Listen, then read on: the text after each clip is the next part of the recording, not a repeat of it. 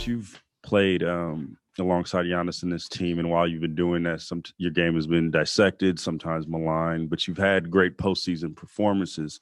Do you think playing a game like this on this stage at this time of the series, do you feel like a weight is off your shoulder at all? No, not necessarily. I mean, not perfect. I feel like I've had a great career so far. Every year I feel like I advance my game, and as an organization, we take a step forward most of these years that I've been here. As far as the other stuff, I really don't care about. With myself, with this organization, it's all about taking a step each day in the right direction. Giannis talked about how much he trusts you, and you saw the play after you got the layup, how everybody just kind of came onto you and picked you up. What is it like to have that trust of your teammates? Does that help you kind of block out any outside noise that you get because you have the backing of your team? For sure. I mean, my teammates, first, my coaches, then everybody else in the organization, their opinion matters to me the most. I'm sorry, but I don't care what you guys write or what you guys think, whether it's good or bad. But for my teammates to have the confidence in me, trust in me, that's the most important of all. Eric, on your right. I'll ask both of you, but we'll start with Pat. Just what are you thinking as Giannis goes up for that block? I think you're over by Crowder, kind of trailing the play. Yeah, I was on Crowder, the guy who was pulling up after the pick and roll. I was right around the elbow at the time. And the honest thought that was going through my head was more or less kind of like shock and awe. I think, when the block happened, I kind of looked like, and luckily PJ came across the lane and grabbed the rebound because I forgot for a split second to go grab it. I kind of said it's, in my opinion, the best block of all time. Obviously we're a little biased, and you can talk about the LeBron block as well. But as far as a block where he was covering the pick and roll, he had to judge where the pass was, where Ayton was catching it and trying to dunk it above the box.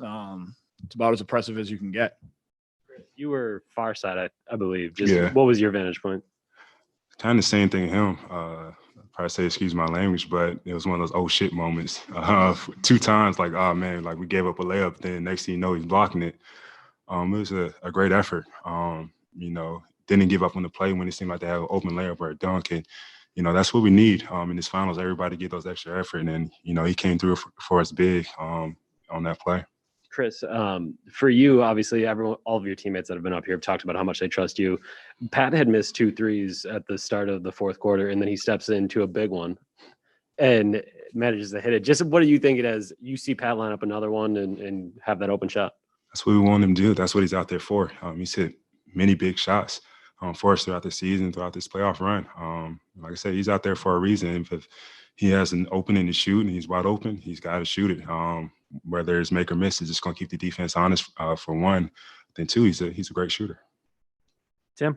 Khris, as you obviously went on that 10-0 run in the final couple minutes there, you had to get picked up off the ground because you clearly were out of gas after that layup. What kind of allowed you to summon the energy needed to make those plays in that moment there? Everybody's tired. Everybody's banged up.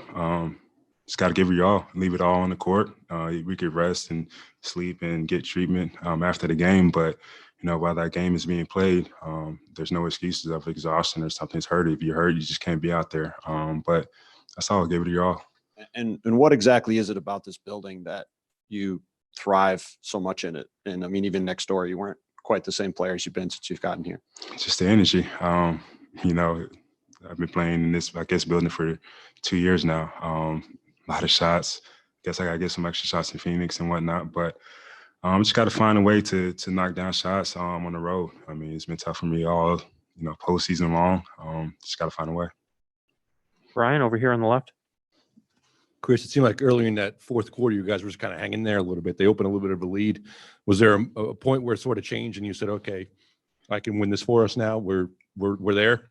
No, I mean, they hit a 3 to start off the fourth quarter, but I think for a majority of the game, we had a lot of great looks. We missed them, a lot of layups, a lot of open threes.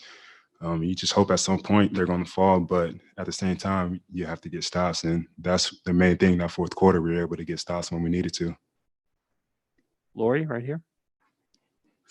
I hate to oversimplify it, but your team was shooting 38%. Did you feel like you just needed to take over at that point in those final 2 minutes? And then secondly, we don't talk enough about your free throw shooting and how clutch it is. How much work do you put into that? Or is that just something that's been so automatic for you for so long, it's effortless? As far as free throws, I mean, it's just a routine thing. We do free throw shooting games after practice every day. I shoot free throws for my pregame routine. It's just, a routine thing for me. As far as the fourth quarter, late in the fourth quarter, we just ran sets that, enabled me to get to my spots. And after that, I just got to make reads, whether it's to shoot, whether to find an open guy, Giannis on the roll. It's just reading the defense at that point. Just luckily, thankfully, I hit some shots. Jim up front. Hey, Pat. Late when you switch over onto Devin, in late game situations like that, is there any thought of, time on the clock, score, maybe they're hunting for that matchup to a degree the way he's playing? And so I guess you kind of speak to that and maybe walk us through how you ended up with that contest and the miss. Yeah, I mean, I have confidence in my athleticism. I think I can defend at a high level. I think sometimes they are looking for a matchup, and I think sometimes it's it's like a pride thing, right? I think he got me once on a pump fake that I can't fall for, giving him 3 points at the free throw line. We've talked about it, and I got to be better in that situation. He's also a terrific player. So he made a few shots on me earlier in the game, sometime in the third quarter, I believe, but they were tough. They were contested shots. And at the end of the day, that's my job. It's to keep him in front, be physical, try to make sure that, I'm matching his physicality and making sure he's not, backing down or getting free. And if he's got to make a tough contested shot, that's what he's going to have to do in order to, put them in a position to try to win the game. And that's all I thought at the end of the game was he wasn't going to get by me, and I was going to be physical enough so that it kind of threw him off when he did have to take the jump shot. Bud said this was a mental toughness kind of victory in a lot of ways, and a lot of hustle plays late. Giannis's block, Drew's rebounding, some defense there. Either of you can answer this, I guess. Is that would you say that was accurate in terms of just having to kind of dig into something a little bit in the final few minutes? Yeah, it's a grind. A lot of playoff games, especially when it comes late in the fourth quarter, it's a grind. Just got to find a way to get it, get loose balls, get rebounds, figure out a way to get stops against great players. That's how I can really say about it. It's a grind. Jeff towards the back. For both of you, same topic. Khris, do you know how many shots you attempted tonight? A playoff career high 33. When did you realize that was going to be that kind of night for you to take that many shots? And then for you, Pat, when did you start to notice it was a Khris Middleton night? I don't count shots. I mean, I just try to let the game come to me. If the shot's there, I got to take it no matter what. No matter how many times I shoot, no matter how many times I miss. That's just the way I play the game. I don't realize any really stats or shots or points really until the end of the game. I think it's always a Khris Middleton kind of night. I mean, at the end of the day, he makes the right plays. Tonight, it called for him to be more aggressive with a jump shot, but he's always going to be aggressive. He finds the right guys. He finds the open man if they double him, if they try to blitz him. He's the guy that we want to have the ball at the end of the game, and we have great leadership. Khris, Giannis, Drew, no matter what's happening during the game, we all trust their leadership and their ability to make the right play, and whether that's shooting, passing, playmaking, defending, whatever it might be. Tonight was one of those nights that, Khris took over, and it's great. We're happy to have him on our side as opposed to anything else. And I'm just thrilled that, he's been able to kind of show the world it, because we see it every single day. Mara on Zoom. Question from Spencer over here on Zoom. Spencer Davies, basketballnews.com. Hey, Khris, obviously it's tough to keep Ayton off the glass when he's going up there and getting those rebounds. But even at the beginning of the fourth, when you guys were trailing, when guys to your left like Pat and PJ and Bobby are going up and gang rebounding and taking those opportunities away and fighting for those boards, what does that do for you guys as a team, just energy-wise, and maybe giving you guys some momentum? Just gives us a chance. When we go small, that's one of the biggest emphasis that we talk about in our timeouts and our huddles is that we got to find a way to block out, pit bodies on their guys crashing, especially Aiden. He's a beast down there. He finds a way to get tips on balls, to tip them out to teammates, to grab them and give them extra possessions, extra threes. So when guys Pat, Tuck, like you said, when everybody comes in and puts a body on him and, helps rebound, it just allows us to play faster. We'll go to Mark Schwartz next on Zoom. Pat, this is for you. You conceded earlier that you may be biased, but I think it's really a good time for you to break down which is the greatest block of all time. LeBron's chase down or what Giannis did tonight, and why? I would look at the criteria of greatest block of all time based off difficulty of the block and then, time and score. I think obviously, LeBron's time and score probably has the edge in that situation because of when it was and helped them, literally win a championship that game. But I think the difference between the time and score difference and then the difficulty of the block difference gives the edge to Giannis just because, chase down block, you got a little bit more of an ability to read. And obviously it's a great block. We're talking about two of the best blocks of all time. So I don't want to discredit that block, but like I said, Giannis was guarding the pick and roll. I mean, he was guarding the pick and roll. That's a play that, they've done time and time again. Book threw a great pass. He threw it high and away from any defender, and Giannis was able to recover. I mean, he's defensive player of the year, two-time MVP for a reason. And I think it's those types of plays, to be able to read where Ayton is, where the ball is, and then have the athleticism to get that high and get literally all of the basketball is why I would give the edge to him.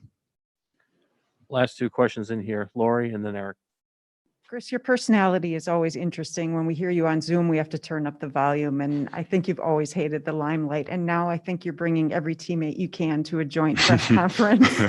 Is it truly you just hate it, or you want to share it, or you're trying to deflect a little bit? I mean, it's the finals. This is your moment. It's hard to explain, really. I mean, the teammate thing is just a timing thing. I guess I tell guys to wait on me. I was hoping he was going to have to answer every question. But as far as just, the limelight, whatever, I really don't care about it too much. I just like doing my thing, being around my teammates. Like I said earlier, the credit I get from my teammates or the opinion, how do I say this? Whatever my teammates think of me, that's what means the most. I love to talk to them, hang out with them some. As far as, being all over the place, being on magazines, commercials, getting interviewed all the time, that's just not me. I like staying low key, staying out the way. That's just who I am. Eric, last question on the right.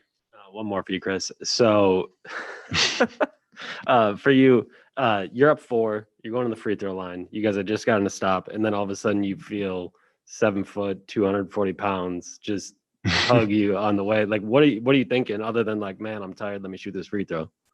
Nah, I mean, just love those moments. I mean, I know how much he put into that game. He knew how much I put into the game. We knew how much everybody put into that game. And it seemed like the game was over, there for a minute, but nobody caved. We stayed with it. We grinded out a couple of possessions and, we found a way to win a ball game. That's something that we struggle with sometimes during the season, but we said, that's what it's all about, learning how to win different type of ball games, different styles. And then that's what that moment was about, finding a way to win a game where it seemed like we weren't going to win and give us a chance to still, have a life. Going to Phoenix with a little bit of confidence, with a little bit of momentum.